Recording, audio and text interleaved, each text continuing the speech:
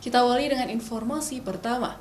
Saudara, Aceh mencatat kasus konfirmasi baru positif COVID-19 sebanyak 351 orang pada 4 Agustus 2021. Jumlah tersebut merupakan yang tertinggi sepanjang masa pandemi COVID-19 yang sudah melanda Aceh.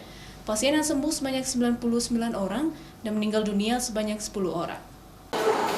Jumlah kasus positif baru yang mencapai 351 orang tersebut diantaranya meliputi warga Banda Aceh sebanyak 104 orang, Aceh Besar 54 orang, Aceh Tengah 44 orang, Semelu 29 orang, Lok Semawe 24 orang, dan warga Pidi 23 orang.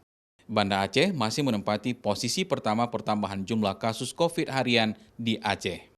Menurut juru bicara Satgas COVID pemerintah Aceh, Saifullah Abdul Ghani, sebelumnya angka COVID tertinggi di Aceh terjadi pada tanggal 29 Mei 2021 lalu, yaitu sebanyak 293 orang. Dengan meningkatnya kembali kasus COVID-19 di Aceh ini, masyarakat diminta untuk meningkatkan kepatuhan terhadap protokol kesehatan agar terhindar dari paparan COVID-19.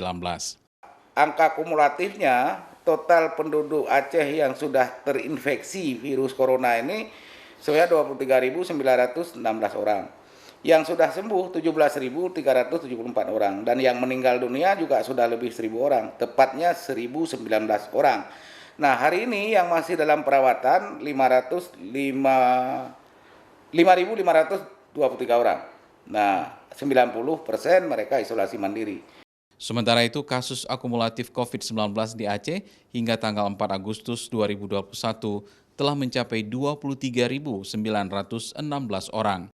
Jumlah penderita yang sedang dalam perawatan sebanyak 5.523 orang dan para penderita yang telah sembuh sebanyak 17.374 orang.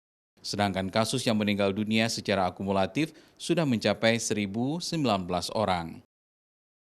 Mustajab, Kompas TV, Banda Aceh.